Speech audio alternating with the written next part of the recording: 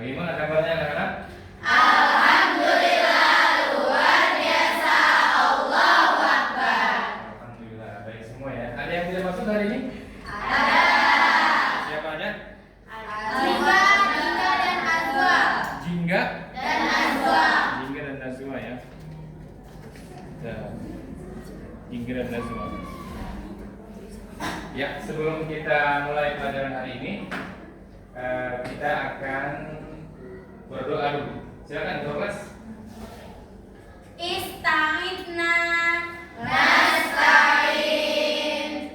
Ikronat du'a.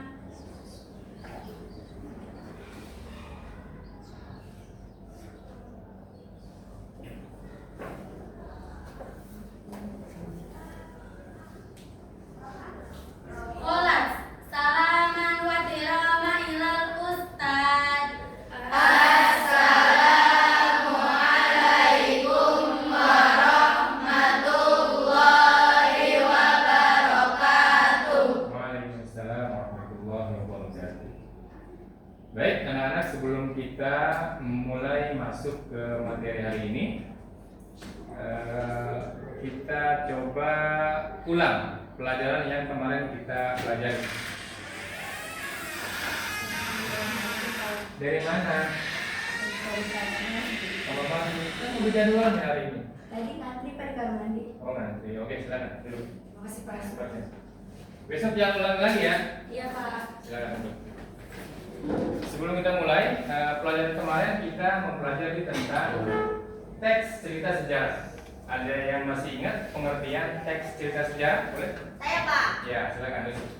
Teks cerita sejarah adalah teks yang menceritakan fakta-fakta masa lalu mengenai tokoh atau peristiwa yang disajikan secara naratif.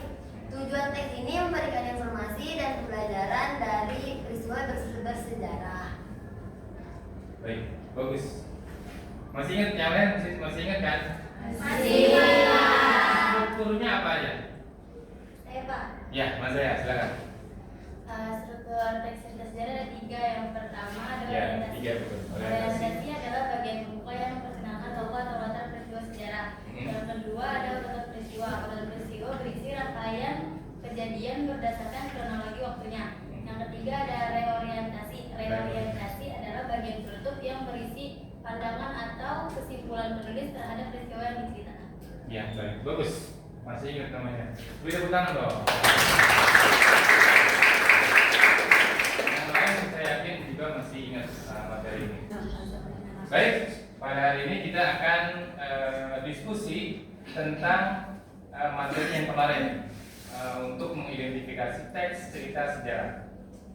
Dalam hal ini saya akan membagi ke dalam 4 kelompok. Nanti kalian berhitung 1 sampai selesai. Kelompok 1 adalah nomor 1, kelompok 2 adalah nomor 2, kelompok 3 nomor 3, kelompok 4 nomor 4. Begitu seterusnya. 5 berarti kembali ke kelompok 1. Bisa? Bisa dipahami? Bisa. Mana semangatnya? Bisa? Bisa. Sebutkan dari 1 kamu. 1, 2, 3, 4, 5, 6, 7, 8, 9, 11, 13, 14, 16, 17, 18, 19, 20, 21, 22. 23, 22. 21. 22.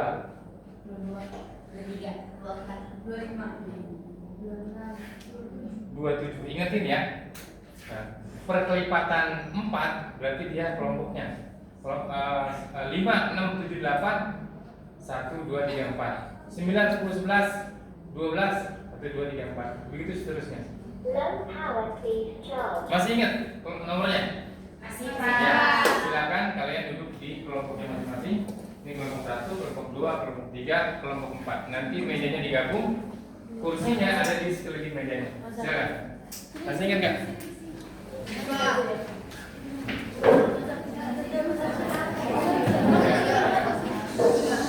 Ingat nggak?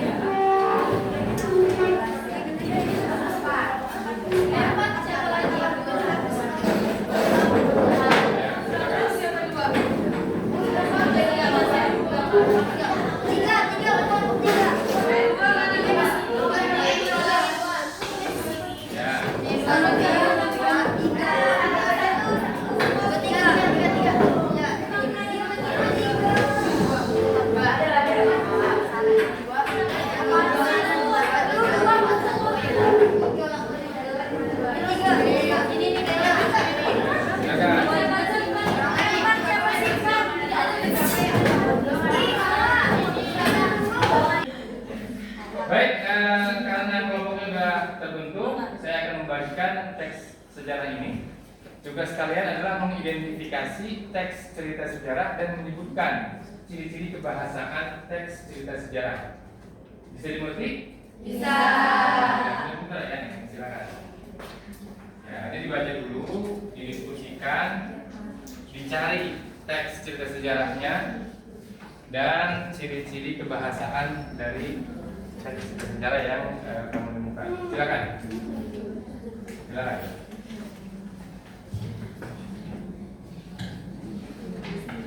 Ya. Ya, bergantian dibacanya boleh juga nanti kalian tulis di buku ciri-cirinya, ciri kebahasaannya. Ya, saya kasih waktu 20 menit. Ya, Pak.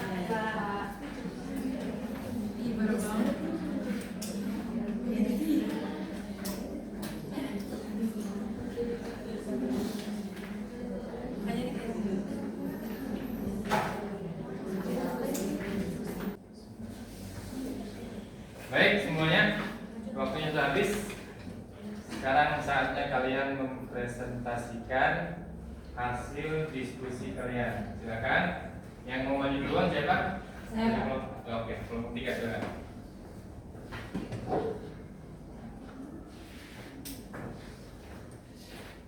Saya di sini akan presentasikan tadi apa yang udah kita diskusikan. Yang pertama itu ada identifikasi struktur teks. Nah, struktur teks tadi kan ada 3, ada orientasi, urutan peristiwa, dan reorientasi. Nah, di orientasi ini, contohnya pada awal abad ke-20, kesadaran nasional di kalangan pemuda Indonesia mulai tumbuh. Berbagai organisasi pemuda seperti Jong Java, Jong Sumatera, dan lainnya muncul. Mereka memiliki semangat yang sama, yaitu memperjuangkan kemerdekaan dan kesatuan bangsa. Dan kemudian ada urutan peristiwa. Urutan peristiwa itu pada tanggal 27 sampai 28 Oktober 1928 berlangsung Kongres Pemuda II di Batavia, sekarang bisa disebut Jakarta, yang dihadiri oleh berbagai perwakilan organisasi pemuda. Dalam kongres tersebut, para peserta menyepakati 3 ikrar penting yang kemudian dikenal sebagai Sumpah Pemuda. Ikrar itu menyatakan bertanah air satu, berbangsa satu, dan berbahasa satu, yaitu Indonesia. Lagu Indonesia Raya diciptakan oleh W.G. Rudolf Supratman. Untuk pertama kalinya juga diperdengarkan pada peristiwa ini. Yang ketiga ada reorientasi. Sumpah Pemuda menjadi tonggak penting dalam sejarah kesatuan bangsa Indonesia. Semangat kebangsaan dan kesatuan yang lahir dari pemuda ini terus menginspirasi perjuangan kemerdekaan hingga akhirnya Indonesia merdeka pada tahun 1945. Ciri-ciri teks kebahasaannya ketemu nggak? Ada, Pak. Jangan. 2. Ada ciri kebahasaan teks cerita sejarah yang ditemukan, yaitu ada kata kerja tindakan seperti berlangsung, dihadiri, dan dideklarasikan. Terus ada konjungsi temporal seperti pada awal abad ke-20, kemudian pada peristiwa ini. Yaitu ada kata rujukan seperti mereka, peristiwa ini, yang tersebut. Terus ada kalimat pasif. Kalimat pasif seperti diperdengarkan dan disepakati. Terus. Yang ketiga ada peran tokoh dalam peristiwa Sumpah Pemuda. Ya, siapa aja? Yaitu ada Muhammad Yamin. Muhammad Yamin ini adalah yang menyumbangkan ide dasar tentang bahasa kesatuan, yaitu bahasa Indonesia. Yang kedua ada W.G. Rudolf Supratman. Nah, W.G. Rudolf Supratman ini dia adalah memperdengarkan lagu Indonesia Raya dengan biola. Yang ketiga ada Sugondo Jojo Puspito, yaitu Ketua Kongres Pemuda II. Terus ada perwakilan organisasi pemuda seperti Jong Java, Jong Sumatera, Jong Celebes, Jong Batak, dan lainnya yang menunjukkan semangat kesatuan lintas daerah. Nah, ada kesimpulan diskusi. Kesimpulan diskusi ini adalah peristiwa Sumpah Pemuda membuktikan bahwa kesadaran akan kesatuan bangsa telah tumbuh kuat di kalangan pemuda jauh sebelum kemerdekaan. Teks cerita sejarah tentang peristiwa ini menggambarkan pentingnya peran pemuda dalam membentuk identitas nasional dan semangat kebangsaan Indonesia. Bagus, pilih pertama dong. Ada yang mau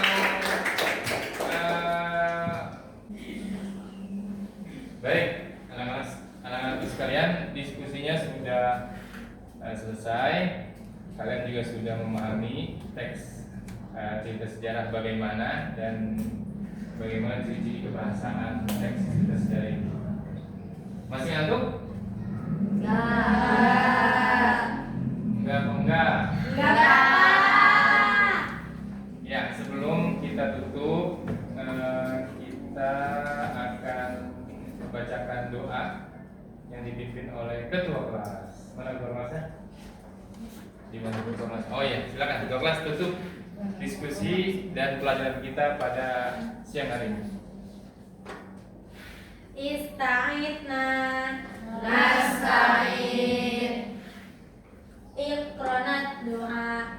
Subhanakallahumma wa bihamdika asyhadu an la ilaha illa anta astaghfiruka wa atubu ilaik. Sallallahu ala sayyidina Muhammadin nabiyil ummi wa ala alihi wa sahbihi wa sallam. Walhamdulillahi rabbil alamin. Saya akhiri dengan salam. Assalamualaikum warahmatullahi wabarakatuh. Waalaikumsalam warahmatullahi wabarakatuh. Masih ada pelajaran selanjutnya. Jangan ngantuk ya.